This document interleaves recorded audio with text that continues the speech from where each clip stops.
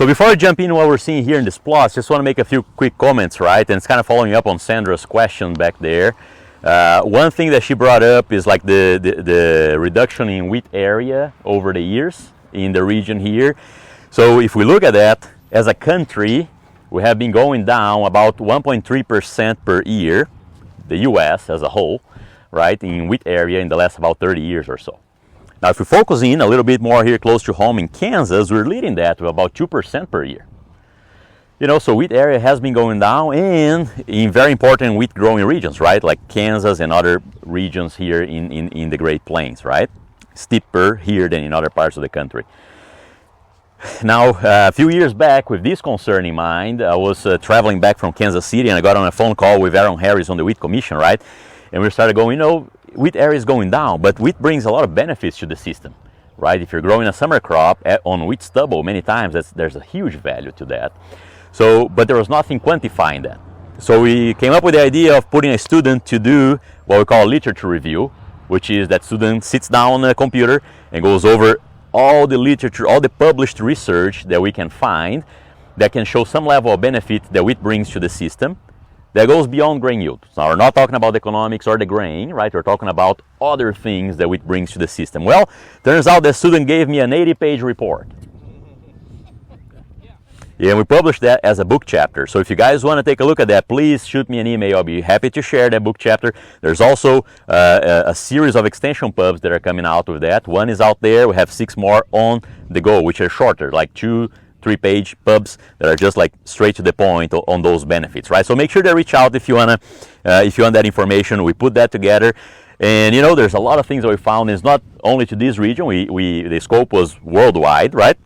But a few things there that are kind of clear here, right? But it's of course the benefit of that residue, right? How much value is there in that residue if you're planting corn on a thick mat of wheat residue that is going to lower your evaporation of water from the soil, right? Growers usually say, well, that gives me 15-20 bushel per acre on my corn crop by having that wheat residue. And that's exactly what we found getting world literature, is that there's a big benefit on corn yield going in wheat residue. Same thing on soybeans. So soybeans, we actually look at a trial closer to home here, 45 years of data. So it was a long-term trial where we had either continuous wheat, continuous soybean, continuous sorghum, or the rotation of wheat soybeans and sorghum soybeans, right? So we didn't have wheat sorghums, just those rotations. And then we had 3 tillage practices, right? So that was a full combination of those 5 rotations with 3 tillage practices, no-till, minimum till, and conventional till, right? And what was interesting, the soybean yield that we're looking there, across those 45 years, we had about a 12 bushel per acre advantage on soybean going after wheat compared to soybean on soybean. So big advantage there as well. Then talking to Dallas Peterson, who was the one running that experiment for most of those 45 years, right? Probably in that case, a lot of it came from their residue as well, but also helping us control weeds, right? So the heavy residue, what it does there again, so it offers a layer of protection that once rainfall comes down, it protects the soil from splashing, and that splashing is what starts causing some runoff, and depending on how much rainfall we have, some erosion as well, right? So that protection of the soil against erosion. But same thing, it protects from weeds in a couple of different ways. One, physical barrier, right? We're shading it. It's cooler under the residue, so those weeds are going to be slower to emerge. And once they emerge, there's again a thick layer of residue that they need to make it through. So it does help with weed control just from a physical standpoint there, but also from a chemical standpoint. So there's a lot of studies out there showing that the wheat residue has some sort of allelopathy.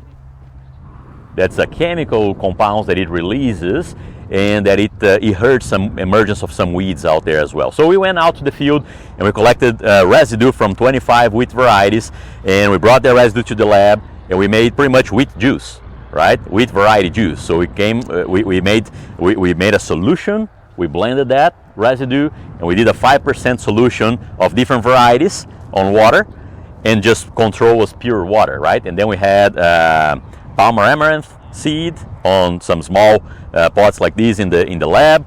We also have giant foxtail and we had sorghum just to see if it was going to impact the crop as well, right? And we saw a fairly consistent allelopathic effect on those two weeds and really nothing on the sorghum, probably because of the size of the seed, right? So that was promising. There were some differences between the varieties as well. We're not 100% done shaking that out yet.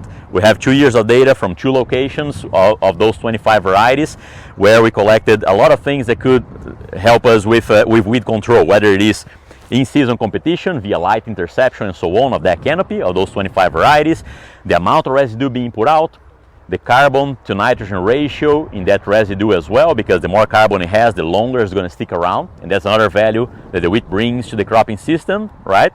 As we're talking about carbon markets and so on, the wheat phase of the rotation many times can be what we call a carbon sink, right? Meaning that it actually takes up more carbon than what is releasing on balance, right? The wheat phase alone. So that's very promising as well, right? As we start talking about these conversations of carbon market and whatnot, I think that there's a huge value of having wheat in the rotation there. If nothing else, right, there's a lot of very detailed research measuring what they call carbon fluxes, right? Which is what is being accumulated in that biomass for the crop to grow versus what the crop is actually kind of releasing to the environment. And time after time after time, if you look at the wheat phase of the rotation, and a lot of this data comes from Oklahoma, wheat seems to be a net carbon sink, meaning that for the system, it brings our footprint down, right? So a lot of value there. Again, that's why it turned out an 80-page report, right? Because we started just thinking about okay, well, it provides some flexibility in season, right? If you can't put the nitrogen today, you probably have a lot of time until it starts really growing in the spring, from the fall until the spring. So we started about those on-farm flexibilities that it brings, timing for nitrogen, the opportunity for grazing, and all those other things that you guys probably know better than I do there, that the wheat brings to the farm in terms of flexibility. But then we start seeing more things, yield benefits to the next crop, yield stability on the next crop, and so on. That really turned out into an 80-page report there of the benefits that wheat brings to the system. So, Sandra, I think if we look at the last few years, we've kind of reached a little plateau there, right? 7.2, 7.5 million acres in the state planted, less than that harvested. And I'm hoping that that's kind of the plateau, because there are those benefits that for this region, we kind of need wheat in the system, right? It's like, okay, we can to some extent bring it down, but then we're going to have a very harsh summer one of these days. And it kind of reminds me, well, corn is maybe not that resilient, right, to those heat stresses. So again, I think we need to see how far it's going to go, but definitely we have been leading that area reduction of wheat in the state, in the country. But I think that hopefully we're reaching kind of a plateau there because folks recognize the benefit of having wheat out there. Any questions on that, folks, on some of the things that we found on that report? How long do you think it'll take before it gets traction that'll actually move the needle in acres? Yeah, that's a hard question there, Luke, because, it really is farm to farm, right? It depends on each farm. And, talking to growers who have been doing, 35, 40 years of continuous corn in Northwest Kansas, right? And it's kind of hard to change that mentality. But even in that case, we know in the recent few years, I know that they put back a little wheat there. So it's really farm to farm. I don't know at a broad scale like this. I think maybe we never wish for these, right? But once we get a few very harsh summers there, it might be a reminder that, well, wheat is a couple of things. Wheat may be more resilient or a lot less sensitive than a crop like corn for some of these stresses, but also the time of the year when it's growing, right?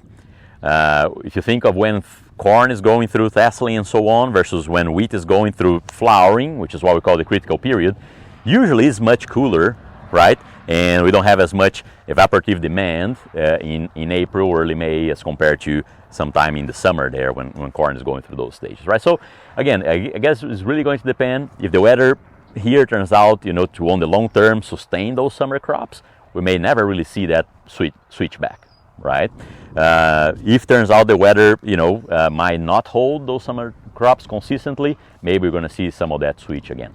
Other things that impact that decision, of course, is if you're in a fallow system as you go western Kansas and it's May and you have a full profile, you're probably not going to wait until September to plant your wheat, right? If that full profile maybe gets half of the corn crop going, they're probably going to make that decision based on that season as well. And I've seen those planned acres for a given crop switch because of weather conditions, right? So growers are definitely making that decision sometimes on the go based on the conditions that we have.